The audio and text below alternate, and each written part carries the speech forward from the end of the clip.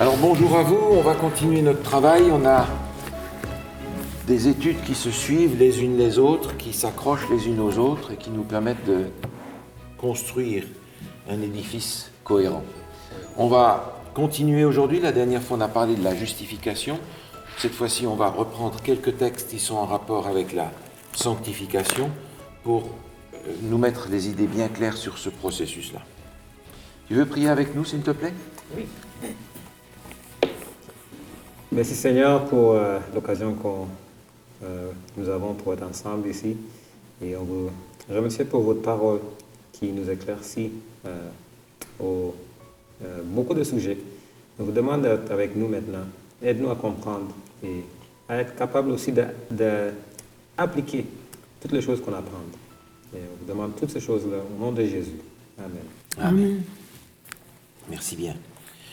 Pour commencer, je vous propose de reprendre le texte qu'on avait lu dans Romains, Épître aux Romains, chapitre 6, où on avait en un seul verset les grandes étapes que nous avons déjà vues. Romains, chapitre 6, le verset 22. Romains 6, verset 22. Paul, tu peux nous lire le verset 22, s'il te plaît? Oui. Mais maintenant, étant affranchis du péché et devenus esclaves de Dieu, vous avez pour fruit la sainteté et pour fin la vie éternelle. Merci. On a travaillé sur la notion de justification qui est au début du texte. Vous avez pour fin la sainteté, le résultat, qui s'appelle aussi dans les Écritures la sanctification. Alors un peu plus loin dans l'Épître aux Hébreux, l'auteur de l'Épître aux Hébreux, qui est de toute évidence l'apôtre Paul, en tout cas qui l'a inspiré, va nous dire ce qu'il en est au chapitre 12, Hébreux chapitre 12, verset 14. Je te laisse lire ça, Fred. Recherchez la paix avec tous et la sanctification sans laquelle personne ne verra le Seigneur. Merci. Très importante cette notion-là. Parce qu'on pourrait être tenté de dire « Ah, fantastique, j'ai accepté Jésus, je suis sauvé, tout va bien. Et je continue ma vie. » Mais il nous est dit ici que la sanctification est indispensable pour la vie éternelle. Je ne peux pas prendre un morceau qui me convient dans le plan de sauvetage et pas le reste. La sanctification sans laquelle personne ne verra le Seigneur. Donc c'est un élément constitutif de ce plan du salut dont je ne peux pas faire l'économie. Ça nous est rappelé aussi dans 1 Thessaloniciens. Vous revenez un petit peu en arrière, dans 1 Thessaloniciens 4, et c'est le verset 3. Paul, si tu veux bien nous le lire. Ce que Dieu veut, c'est votre sanctification. C'est que vous vous absteniez de l'impudicité. Il est question de marcher de progrès en progrès. On accepte Jésus à un moment particulier de notre vie, on est baptisé, ce sont des moments précis, et après commence ce processus de transformation. C'est une marche qui se fait aussi, et on l'a mentionné la dernière fois, par la foi. Dans l'Épître aux Colossiens, au chapitre 2, l'apôtre Paul va faire une comparaison qui nous aide à nous souvenir que nous ne sommes pas justifiés par la foi et sanctifiés par les œuvres. Colossiens chapitre 2, c'est le verset 6 et 7. Si tu veux bien nous lire ça. Ainsi donc, comme vous avez reçu le Seigneur Jésus-Christ, marchez en lui, étant enracinés et fondés en lui et affermis par la foi, d'après les instructions qui vous ont été données et abondées en action de grâce. Merci. De la même manière que vous avez reçu le Seigneur, par la foi, en acceptant le cadeau dont on a parlé, marchez maintenant en lui. Comment marcher? Enraciné, accroché par la foi à lui, de façon à ce que les fruits soient le résultat de la puissance de Dieu en nous.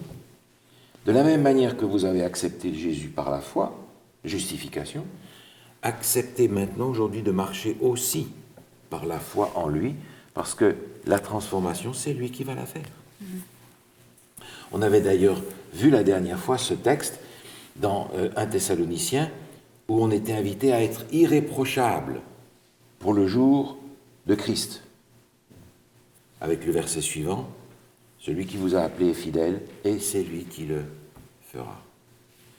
Beaucoup de passages dans l'Écriture qui nous rappellent que nous ne sommes pas transformés par les œuvres, les efforts, tout ce que l'on va fabriquer, nous, pour y arriver, mais par le combat orienté dans la bonne direction pour maintenir un lien suffisamment fort pour que le courant passe, pour que l'Esprit de Dieu agisse et fasse le travail. On avait défini, vous vous en souvenez, le péché comme un fil électrique qui est coupé. Si le fil électrique est coupé, ça s'éteint. Si on raccommode les fils, ça s'allume. Et dans notre vie, ça va s'allumer si on a raccroché les fils et si on les garde raccrochés. Parce que je peux vivre ma vie chrétienne et reproduire le même processus. Et à la longue, perdre aussi mon salut, parce que j'ai perdu mon sauveur en route. D'où l'effort constant de garder le contact. Et c'est par ce contact que les fruits vont être portés. Jésus l'a expliqué avec une image de son temps dans l'Évangile selon Jean, au chapitre 15. Si tu veux bien, Paul, nous lire le verset 5. Je suis le cep, vous êtes les sarments. Celui qui demeure en moi et en qui je demeure porte beaucoup de fruits, car sans moi, vous ne pouvez rien faire. Merci. En tant qu'humain, on se rebiffe la compte parce qu'on dit « je suis capable de faire quelque chose ». Et le monde moderne nous dit « t'es capable, vas-y, affermis-toi, montre-toi, t'es capable ». La Bible nous dit « t'es pas capable ». Et t'es capable de faire rien. Et rien, c'est pas beaucoup. Pour nous faire comprendre que ce que nous faisons, pour lequel nous pouvons être fiers d'y être arrivés, de l'avoir fait, n'a aucune valeur si ce n'est pas fait accroché au cep. Demeurez. Je suis le cep, vous êtes les sarments. Autrement dit, je suis le tronc, vous êtes les branches. Celui qui demeure en moi, accroché au tronc, il va porter des fruits. Si la branche n'est pas accrochée au tronc, pas de fruits. Vous me suivez ? C'est ce même processus dont on parle qui consiste à rester accroché, à garder ce contact solide et vrai. Autrement dit, je ne serai capable de porter les fruits de la transformation que dans la mesure où le contact avec Jésus lui-même est un contact solide. L'arbre va porter ses fruits. Alors je peux faire une chose. Je peux aller sur cet arbre et y accrocher des fruits avec une ficelle. Ce n'est pas le fruit de la transformation que Dieu va opérer par son Saint-Esprit, qu'on peut comparer avec la sève de l'arbre, qui va aller jusqu'au bout de la branche, produire un vrai fruit. Et ce vrai fruit, c'est la transformation, la sanctification. D'où cette idée constante de rester accroché au cep, rester accroché à l'arbre. Alors, on a ici ce texte où Jésus dit « Sans moi, vous ne pouvez rien faire ». Lisons maintenant un autre texte dans Philippiens. C'est l'apôtre Paul encore qui l'écrit, Philippiens, chapitre 4. Philippiens, chapitre 4. Tu veux bien nous lire le verset 13, s'il te plaît? Je puis tout par celui qui me fortifie. Non. D'un côté, Jésus dit, sans moi, vous ne pouvez rien faire. Et l'apôtre Paul écrit, je puis tout par celui qui me pas fortifie. Par moi-même, mais par celui qui me fortifie. Donc c'est pris dans un sens et dans l'autre pour dire exactement la même chose. Ouais. Donc le bien que je fais n'a de valeur que lorsque je suis poussé par le Saint-Esprit à agir de cette manière-là. L'apôtre Paul, dans l'Épître aux Corinthiens, va faire ce grand cantique, 1 Corinthiens 13, dit « Si j'ai pas l'amour, je peux faire 1000 affaires, ça ne sert à rien. Il faudra qu'il y ait derrière cet amour. L'amour du Christ nous presse, l'apôtre Paul écrit. C'est cet amour pour Dieu qui nous fait agir, pas pour être sauvés, mais parce qu'il nous aime au point de nous avoir sauvés. Et ça fait toute une différence dans la mentalité et dans la paix que je peux avoir en moi-même. Nous avons lu la dernière fois ce texte, on va y revenir peut-être dans l'Épître aux Romains quelques instants. Épître aux Romains au chapitre 6, où il y a là une expression qui me paraît importante.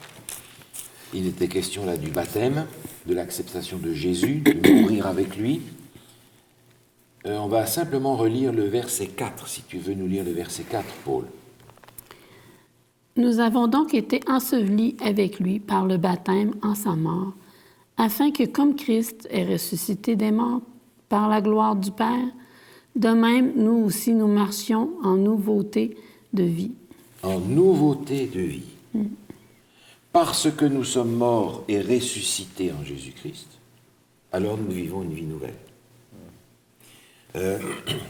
Jésus n'a jamais ressuscité des malades. Vous avez remarqué ça? Jésus ne peut ressusciter que des morts. Ça veut dire, autrement dit, que pour que je puisse être véritablement ressuscité en Jésus-Christ, avoir cette vie nouvelle, il va falloir que tout un tas de choses qui me sont propres, qui me sont chères, les choses auxquelles je tiens, mon ego, etc., disparaissent. Cette notion d'humilité qui est si difficile à faire grandir en chacun de nous. De reconnaître que je ne suis finalement rien. Nous sommes ici, mais il ne faudrait pas grand-chose pour qu'on disparaisse. Il n'est pas grand-chose. Et je ne suis pas grand-chose parce que je n'ai ma vie et la vie éternelle que et uniquement par la grâce de Jésus-Christ. Alors, dans ce sens-là, cette nouveauté de vie ne va venir que dans la mesure où, étant d'accord de mourir moi-même, intérieurement à tout ce à quoi je tiens et qui n'est pas le reflet de Jésus, il puisse me ressusciter, me donner une vie nouvelle. Ça ne veut pas dire de rien avoir à nous, mais c'est-à-dire de ne pas mettre en premier toutes les choses qui nous entourent, mais vraiment mettre le Seigneur en premier. Oui. Puis... Et notre prière, avec le temps, peut changer énormément parce que j'ai souvent prié en disant « Seigneur, donne-moi ça ». Et puis je me suis rendu compte, avec le temps, que heureusement qu'il n'avait pas exaucé ma prière parce que ça n'aurait pas été formidable. Alors, avec le temps, je me suis dit, voilà Seigneur, regarde, j'ai devant moi 4 possibilités. Celle qui me plaît le plus, c'est celle-ci. Mais je préfère que tu me conduises vers la possibilité 1, si toi tu sais que c'est la bonne, parce que moi je ne connais pas la fin dès le commencement. Même si j'ai cette préférence-là, je ne sais peut-être pas ce qui est derrière. Toi tu sais.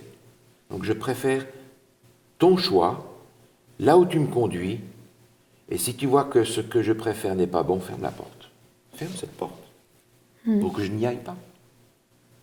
Et c'est une manière de mourir à soi-même et de dire ma préférence est là, mais j'attends que Dieu m'inspire pour savoir où je dois aller. Nos prières, Dieu les entend, et quand on accepte sa volonté, c'est une démarche de foi pour le laisser conduire. C'est parfois dur, c'est parfois très difficile, mais c'est ce à quoi il nous invite. Alors, vous voulez nous dire, c'est pas toujours facile à commencer cette démarche, c'est pas toujours facile à continuer dans la démarche, Non. mais quand même, à la fin, c'est toujours la joie inexprimable. C'est quelque chose à tenir. On avait parlé de ça en parlant de l'histoire de Job, où Dieu disait finalement à Job, entre autres termes, on avait vu aussi par la réponse que Paul avait comprise dans 2 Corinthiens, c'est que Dieu me dit, écoute, marche avec moi fidèlement, peut-être sans comprendre, pendant les 90 années de ta vie, ou 95 ou 100. Et parce que tu peux faire ça, Moi, je te donne l'éternité. Mais ça ne se compare pas. Non. Dieu me dit, écoute, tu es dans un monde de péché, serre les dents pendant 90 ans, fais confiance de ce que je vais faire pour toi, mais ce que je vais faire pour toi, tu sais ce que c'est. C'est la vie qui ne finit jamais, là où le péché n'existe plus. Ça aussi, that's a deal. C'est pas comparable. Non. Mais c'est parfois une vie chrétienne difficile parce qu'on va parfois même avoir des gens qui nous sont proches et qui vont lutter contre nous parce qu'ils nous disent mais ça n'a pas de sens. Ça a du sens dans les Écritures, mais pas nécessairement dans la tête de l'homme. Vous savez, les leçons que j'ai bien apprises de mes parents, c'est celles qui étaient accompagnées d'une bonne fessée pour faire circuler le sang et éveiller l'esprit. Et parfois, dans notre vie chrétienne, c'est la même chose. Je propose un autre texte dans l'Épître aux Galates. Galates, chapitre 5. On va lire dans le chapitre 5 les versets 4 à 6. Tu veux nous lire ça, Paul? Oui. Vous êtes séparés de Christ, vous tous qui cherchez la justification dans la loi. Vous êtes déchus de la grâce. Pour nous, c'est de la foi que nous attendons, par l'Esprit, l'espérance de la justice. Car en Jésus-Christ, ni la circoncision, ni l'incirconcision n'a de valeur, mais la foi qui est agissante par la charité. Merci. Un texte ici qui est très intéressant parce qu'il faut prendre tout ça ensemble. Et quand je cherche à être juste par une obéissance mécanique, technique, je n'arrive qu'à ce que les pharisiens du temps de Jésus faisaient. Mais il dit, c'est pas de cette loi qu'il est question, parce que plus loin il va dire circoncision, incirconcision, ça c'est la loi juive. Mais la loi de Dieu demeure. Les 10 commandements demeurent. C'est l'expression du caractère même de Dieu. Comment est-ce qu'on va y arriver? Par la foi agissante par l'amour. Alors je peux me dire, ah bon, il faut que j'observe les 10 commandements maintenant. Maintenant que j'ai accepté Jésus, il faut que j'observe les 10 commandements à la lettre. Mais c'est pas ça que Dieu me dit de faire. Les 10 commandements commencent par « Je suis l'Éternel ton Dieu qui t'ai fait sortir du pays d'Égypte, de la maison de servitude. Tu n'auras pas d'autre Dieu devant ma face. » Les 10 commandements commencent par le rappel que Dieu nous a sauvés d'abord. Et que c'est en conséquence de ce salut que je vais pouvoir observer les 10 commandements par amour pour Dieu.